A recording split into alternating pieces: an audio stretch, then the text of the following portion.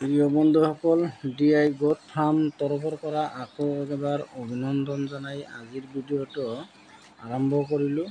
আজিৰ ভিডিঅ'টো আপোনালোকে সম্পূৰ্ণভাৱে চাব বুলি আশা কৰিলোঁ। তেনেহ'লে আজিৰ ভিডিঅ'টো আৰম্ভ কৰোঁ।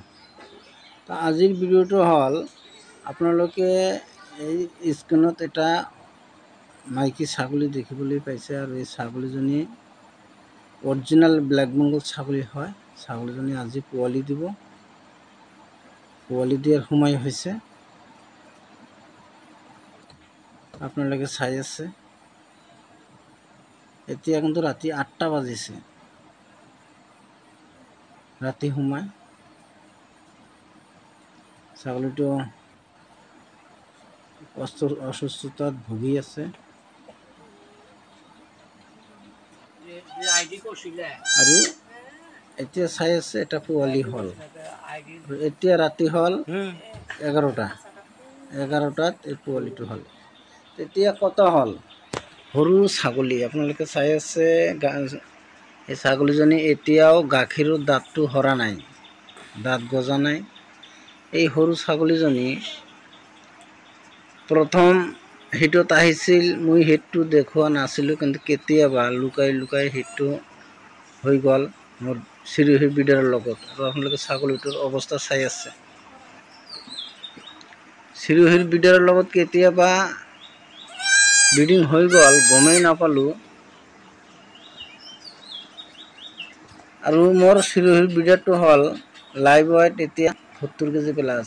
ইমান এটা ডাঙৰ বিডাৰৰ লগত সৰু এটা পোৱালি। ব্ৰিডিং হোৱাৰ ফলত ছাগলীজনী মৃত্যুৰ মুখৰ পৰা ঘূৰি আহিলে।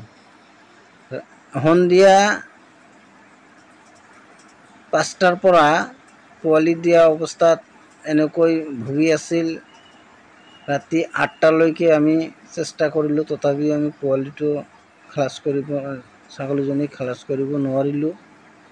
যেতিয়া নোৱাৰিলোঁ, তেতিয়া আমি 9টামান বজাত আমি ডক্টৰক ফোন মাৰিলোঁ। ডক্টৰজনে মোৰ ঘৰত আহিল। তেতিয়া ৰাতি 10টাত আহি ডক্টৰজনে ছাগলীটো খালাচ কৰিলে আৰু পোৱালিটো গৰ্ভথলীৰ পৰা ওলালে। কিন্তু কথা হ'ল, এই সৰু ছাগলীজনী মৃত্যুৰ লগত যুঁজি এই পোৱালিটো জন্ম দিলে। সেইটো একমাত্ৰ ভুল মোৰে আছিল। যেতিয়া ছাগলীজনী হিটত আহিছিল, তেতিয়া মোৰ ঘৰত 2টা লোকেল ব্ৰিডাৰো আছিল। সেই ব্ৰিডাৰটো মই ভাবিছিলোঁ এতিয়া ছাগলীজনীক হিটে নেদেখাম, তাৰ কাৰণে আমি সেই লোকেল পটাৰ ওচৰত লোৱা নাছিলোঁ। কিন্তু চিৰহিৰ ব্ৰিডাৰৰ লগত কেনেকৈ ব্ৰিডিং হৈ গ'ল, হৈ আজি পোৱালিটো পালোঁ। কিন্তু ছাগলীজনীৰ বহু কষ্ট হৈছে, মৃত্যু মুখৰ পৰা ঘূৰি আহিলে। এনেকুৱা আপোনালোকে কেতিয়াও ভুল নকৰিব। মোৰে এবাৰ ভুল হৈছিল। যি কি নহওক, আজিৰ ভিডিঅ'টো ভাল লাগিলে চেনেলটো ছাবস্ক্ৰাইব কৰিব, লাইক কৰিব, শ্বেয়াৰ কৰিব আৰু কমেণ্ট কৰিব। ধন্যবাদ।